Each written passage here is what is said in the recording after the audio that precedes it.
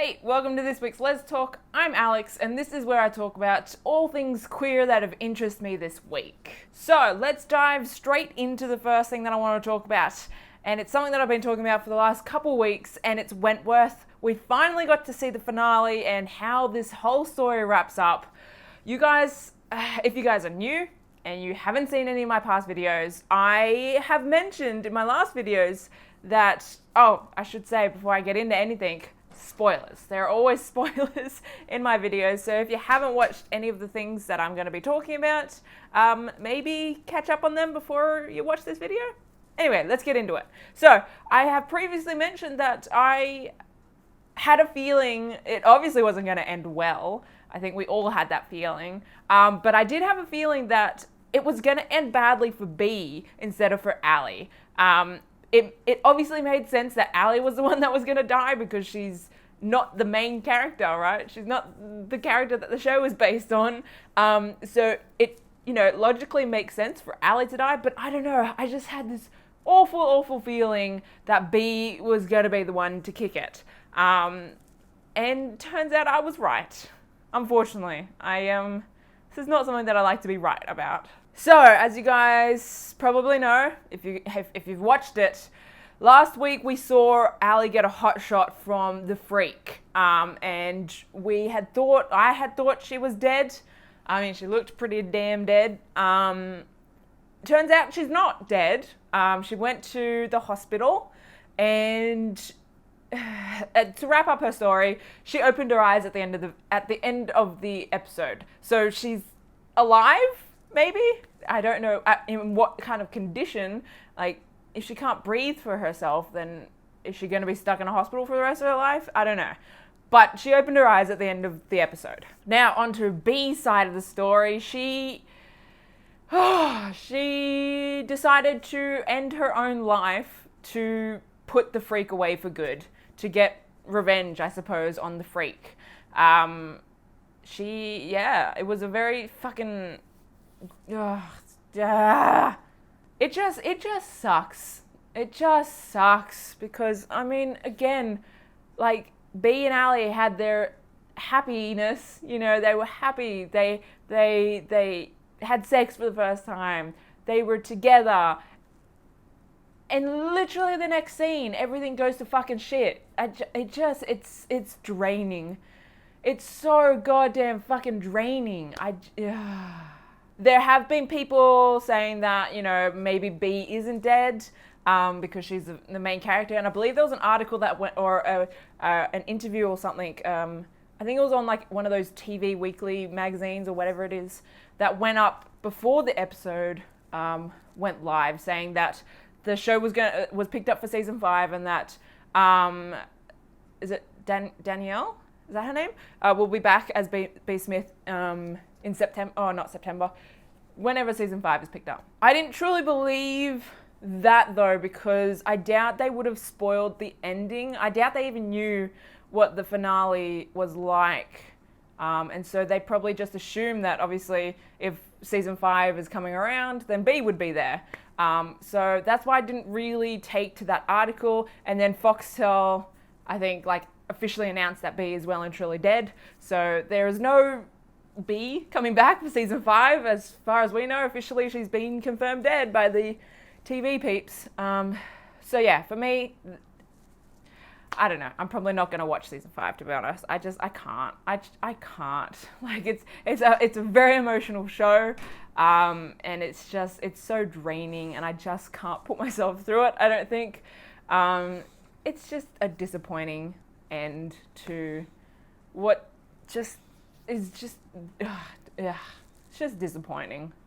But let's move on to some lighter news. Wynonna Earp, always here to save the frickin' day, to bring some light into our lives. So I will forever be grateful for that. But this week, there was this whole mystery thing going around a Wynonna Earp Tumblr, like this mystery Tumblr. It was password protected, and people were freaking out. Didn't know what the password was, wanted to get in, didn't know what the Tumblr was about. And so the Wynonna Earp Twitter has been dropping some clues. I've been able to get into the Tumblr, and I can tell you right now, it is freaking amazing. It is the cutest thing I've ever. I just love it so much. I'm trying to like just express my feels about this Tumblr without giving too much away, because I just want you guys to experience the surprise and the happiness of not knowing what it is and then getting in and like seeing. It's so good. It's the greatest like idea ever, and I just love Wynonna Earp and everyone that's surrounding this show, because they bring much needed light into my life, I should say. It's just the cutest thing ever, and you guys really truly need to get into this Tumblr. The Wynonna Earp Twitter has posted some clues about where you can find this password, and I'm gonna let you guys know. Might give you a clue of my own because I really want you guys to find it. So the clues that they've given on Twitter is it's something you can read. So it's like something you can visibly see in an episode. And they mentioned that it's in episode 7, and it's in a scene where Wynonna and Nicole are talking. So I believe that's the clues that they'd given on Twitter. Some clues of my own, I might be giving like heaps away, but I really want you guys to see it. And I just want to fangirl with you guys. So here's some like really obvious clues for you guys if you haven't seen it yet. So obviously it's in a scene with Wynonna and Nicole. They've mentioned it's something you can read, and I'm going to tell you now, it's not like a sentence or anything. It's a combination of numbers and letters, right? And there's one like syllable in there. And last bit of clue, you can read it on a plate. Yeah, that's my clues that I'm going to give. It's so good. You guys have to go find it and like get into that Tumblr. I have a link to the Tumblr so you guys can, know where to put the password if you find it. But yeah, look around that episode. Something you can read, a series of letters and numbers and a syllable, and you can read it on a plate. I feel like those are really obvious clues, like especially if you know what it is. It's so obvious, but yeah, I'm excited for you guys. Let me know if you have found it, what you guys think. Obviously, make sure you don't give too much away for those who haven't seen it, because me personally, I hate spoilers. And I know some people love spoilers. My best friend, she loves spoilers. But yeah, for those of you that are like me, that don't like spoilers, just be mindful of those people. But yeah, I'm excited for you guys to find this Tumblr. Next thing I want to talk about, just quickly, is I want to talk about Kristen Stewart for just 2 seconds, because she did an interview like recently, I think it was this week, and she's finally like for the first time talking openly about her girlfriend, which is so amazing, and it's great. She mentioned that she didn't want to like necessarily hide this relationship like she has previously, like her relationships that she's had with boys or whatever. She's always tried to hide their relationships because she doesn't want, she feels like it's her, relationship, and she doesn't want other people, being involved in her relationship, which is understandable. But she mentions that she didn't want to hide this one like the other ones because she felt like hiding this relationship means she's ashamed of it, and she's not. She's totally in love with her girlfriend, and it's the cutest thing ever. So I'll have a link to that interview in the description if you guys want to go check it out. I'm so happy for her, and it's a good day.